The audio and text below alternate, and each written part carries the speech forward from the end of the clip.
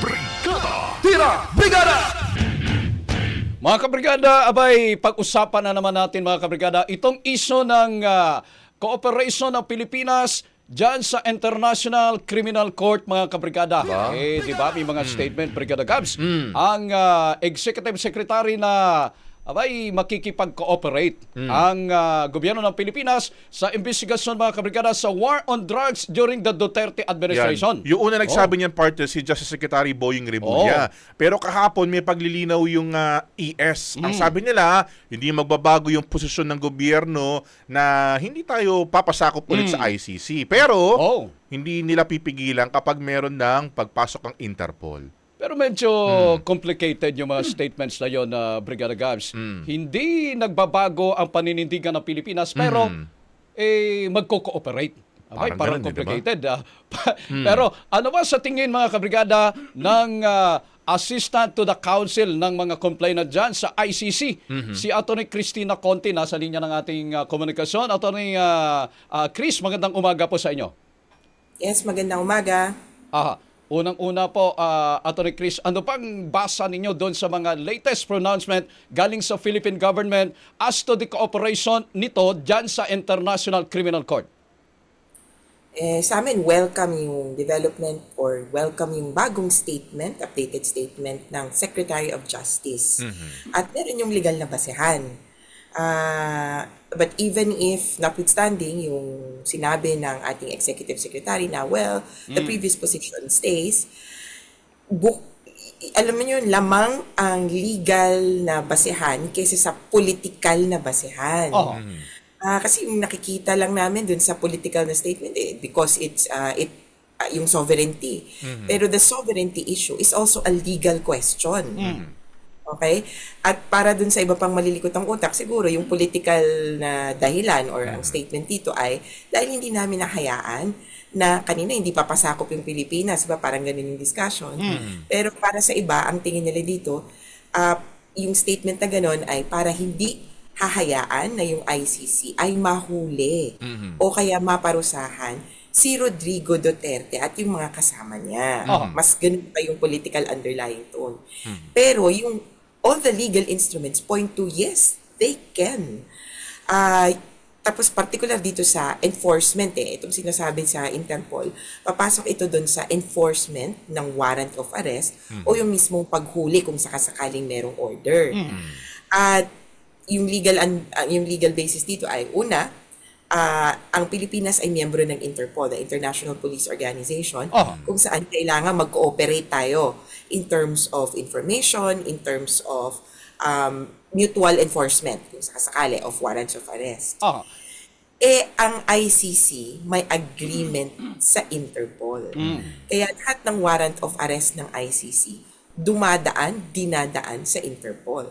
Kaya I would see this as an indirect cooperation with the ICC. And kahit paano, consistent din naman yun dun sa sinabi ng gobyerno na parang hindi sila direktang makikipag-cooperate sa ICC. But in other ways, they would. Gusto kong balikan na Atty. Chris yung statement ni Secretary Remulla. May binanggit kasi siya, sabi niya, we will talk to them soon in a very well-defined manner. Ano bang basa niyo sa mga statement na ito? Siyempre alam natin na may mga preliminary investigation yung ating DOJ, yung ating PNP.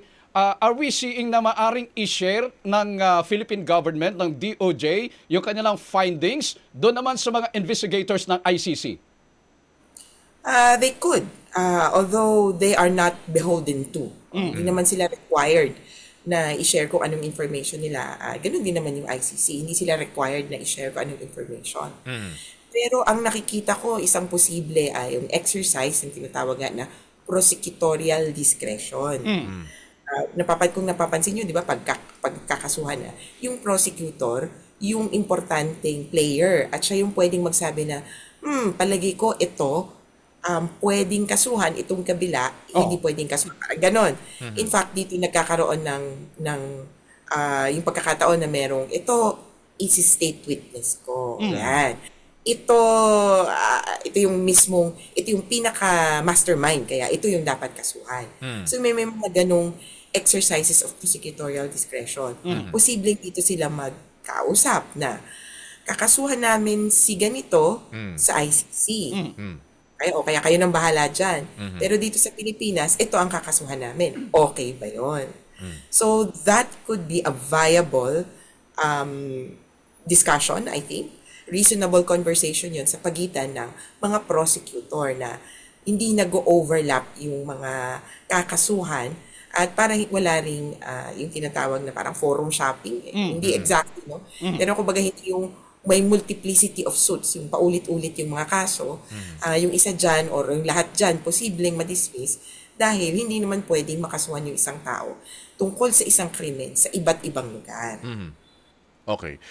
Ano naman ako, medyo talon ako ng konti, attorney, kasi di ba, nung nakaraan, alam naman natin, nag-viral itong forum na katabi ho ninyo si Attorney Sal Panelo at doon pa nga sa tweet ninyo, tawan-tawa ako na nakita ko yung tweet ninyo, sabi nyo, criminal offensive side eye, di ba? Dahil yung sa screenshot, kita-kita yung mata ho ninyo na nakatigit kay Attorney Sal, Pero dito po sa mga bagong pronouncements ng DOJ, syempre, magre-react ito si Attorney Sal. Sabi ni Attorney Sal Panelo, kapag tinuloy daw yung pagkipag-ugnayan natin sa International Criminal Court, sa palagay daw ho niya, parang magiging impeachable grounds daw ho ito laban kay Pangulong Bongbong Marcos. Ang paliwanag ni Attorney Sal, kasi kapag tayo ay nakipag-cooperate ulit sa ICC, parang maituturing daw ho yun na betrayal of public trust. Hingan ko po kayo ng reaction dito, Attorney.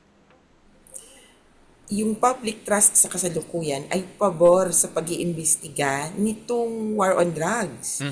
At may dalawang survey akong maalala a few months back, yung patungkol sa sinusuportahan niyo ba yung ICC investigation, ganun ba?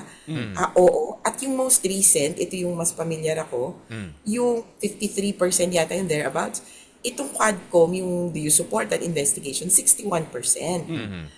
So, ako medyo, of course, splitting hairs ito na parang, hindi naman patungkol to sa investigation, yung ICC itself. Pero ultimo, kaya ayaw ni Panelo na mag-imbestiga kung maging ICC or nandyan yung ICC dahil dun sa investigasyon sa war on drugs kung saan sangkot si Presidente Duterte. So, kumbaga, parang sasabihin nila, hindi kasi yung ICC ganito, ganyan. And secondly, so it's not a betrayal of public trust. Secondly, hindi siya suportado ng legal. Sa totoo, betrayal of their siguro private agreement. Baka ganun pa ang naisip ko kasi yun yung unang tono ng statement ni Sal Panelo kahapon. Na sinasabi niya, bakit ka bumabaliktad sa sinabi mo dati na hindi ka makikipag-cooperate sa ICC. May ganun na yung unang tono. Kaya lang nagsalita nga si ES. Sa ganun, private agreement nila yun. Nagkasundo sila, wag mong papapasukin yung ICC para safe ako, parang ganun. Yun yung naiisip ko lang. But the coming in of the ICC, the investigation of the ICC, is clearly based on legal grounds. Merong Rome Statute dati nating pinirmahan. Sabi doon, may continuing obligations. Patuloy yung obligasyon natin na mag-cooperate sa isang investigasyon na nasimulan na noon. Nandyan din yung ating sariling batas dito, RA 9851, kung saan posibleng kasuhan si Duterte sa crimes against humanity. Ang sabi naman doon, may parang reciprocal obligation. Reverse complementarity rather. Yung reverse complementarity, naging familiar itong term na ito, complementarity. Na parang ang ibig sabihin, hindi mag-iimbestiga ang ICC kapag meron ng ginagawa sa Pilipinas. Ayan yung argumento. Nag-iimbestiga naman kami sa Pilipinas. Pero ito, reverse complementarity sa sarili nating batas, na ang sinasabi, kapag meron ng investigasyon sa ibang lugar or sa ibang sirkumstansya, hindi na mag-iimbestiga ito. Kaya ngayong may investigasyon na sa ICC, pwedeng mag-defer o magbigay daan na lang yung Pilipinas. Lalo na, everything almost is in the favor of the ICC. Nauna sila, mas marami silang kausap, mas marami silang dokumento, at mas may karanasan sila na gawin o litisin itong krimen na crimes against humanity. Bibihira yan sa atin Kaya alam nyo sa criminal law, ano lang yan, parang checklist. Di ba yung kunyari, crime of, kunyari, murder. Mm. Checklist. Number 1, may namatay ba? Number 2, at kapatid mo ba yan?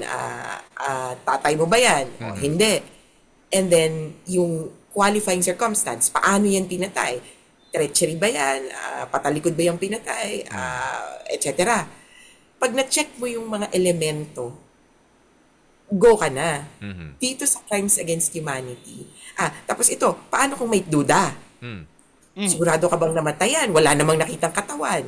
Merong jurisprudence, merong kaso na dati ng parang precedent na sinasabing, okay lang kahit walang katawan. Basta merong nagsabing, nakita kong pinatayan. O check, there is a dead person. Treachery, marami tayong kaso dyan na ganito i-interpret yan. Dito sa crimes against humanity, meron ba tayong ganun? Kung unang beses natutungtong ng korte itong ganitong klaseng kaso. Aha. Kaya medyo mahirap na nasa tehado tayo dito. Okay. Attorney Chris, marami po ang natuwa nung latest statement ni Secretary Remulla, ni Secretary Bersamin. May mga nagsasabi na finally baka makuha na ng mga biktima ng war on drugs yung hustisya. Pero kailan? How soon is it happening yung sinasabi nila na cooperation ng Philippine government to the ICC? Sana soon. Sabi nga nila, kakausapin nila. Dali naman po kausap ng ICC. Meron po silang number at saka email na matatagpuan sa website. Kaya lang, syempre, naintindihan ko yung logistical considerations. Una, dito sa Pilipinas, maraming issue. Sa ICC din, maraming issue. Ang importante siguro ay mag-identify kung sino yung makikipag-usap, paano makikipag-usap. Kung bumuo ng team. Yung ICC, alam ko may team na sila na nag-iimbestiga nito. In fact, iba-iba nga yung larga nitong mga teams nila, yung investigation teams. Pero ang ICC din, merong outreach unit. So may team na nakikipag-ugnayan talaga sa mga biktima, nakikipag-ugnayan din sa mga witness. Kaya ito nga, recently, nagbukas sila ng platform, microsite sa ICC website, na naghahanap ng mga witness appeals. Wala po bang wala bang heads up sa inyo, attorney, na yung ICC, syempre kayo po yung may contact doon sa mga witnesses, doon sa pamilya ng mga biktima. Wala bang pasabi sa inyo na they are coming soon para makipag-usap, para palaliman yung kanilang mga investigasyon? Ongoing ang investigation nila. Kaya lang yung coming here, coming where, hirap anihin yan. Kasi may security considerations. Pero tuloy-tuloy ang investigasyon nila. Kung sino-sino na yung mga pinagkakausap nila. At natutuwa nga ako na mukhang malawak ang nagiging investigasyon nila without compromising their security, the confidentiality of our relations. Pero on the other hand, hindi din naman kasi required na mag-update yung ICC sa aming mga biktima all the time na, ito na yung nangyari sa amin, gano'n. Okay. Malalaman namin yan, kumbaga, at the end of the investigation, doon sila magre-report. Opo. Ngayong ongoing, hinahayaan lang namin. Pero kumbaga, kahit paano, nakakarinig kami o nakakadama kami na, nag-contact ba? Okay yan. Kaya, confident kami na hindi kinakalimutan yung Pilipinas. Okay. Sabi nga namin, pila-pila lang to last year, December, kung warrant of arrest ang tatanungin, last year, December, nag-issue ng warrant of arrest yung ICC doon sa situation in Palestine. 2 days ago, nag-request yung prosecutor ng warrants of arrest sa situation in Afghanistan. Kaya parang mga kaano natin ito kumbaga kaira natin ito, kasabayan natin to. Kapila natin. Oo, kaya sabi ko, either ilalaglag tayo, sa totoo lang, pwedeng sabihin nila na, huwag na to Pilipinas, dami na namin binuksan, dami na namin ginagawa. Or, next na tayo. Ang ano ko naman kasi dito, may nakapila nakatatlo na parang may warrants of arrest, pero wala pa rin naman na-aaresto. Sa totoo, kahit may warrant of arrest, walang nagtatrial. Or wala pa. Kaya iniisip ko, hindi naman sila ganun ka-busy. Kaya pwede pa na i-announce na yung Pilipinas mag-i-issue ng warrant of arrest. At itong mga nakapila na may warrant of arrest na naka-ready for trial, paunahan na lang kung sinong may unang maa-aresto. Okay. Kaya sana yung cooperation ng Pilipinas, umabot dun sa, kung sakasakali, enforcement ng warrant. At kung tayo ang may makaaresto, mauuna tayo sa pila sa trial. Okay. Sige po. With that, attorney, patuloy ko kaming makikiantabay ho dito sa status ho natin sa ICC. At syempre, may kayo chismis din kami sa iyo, attorney, sa mga updates ho natin dyan. Maraming salamat po sa inyong oras at mabuhay po kayo.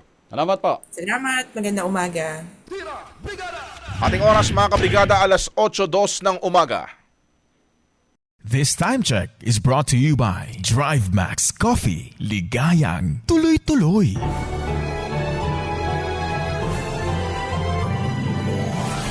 Ito ang makabagong tunay na radyo. Makabagong tunay na radyo. Angat sa musika at balita. Brigada News FM. The Music and News Authority. Brigada. In the heart of changing lives.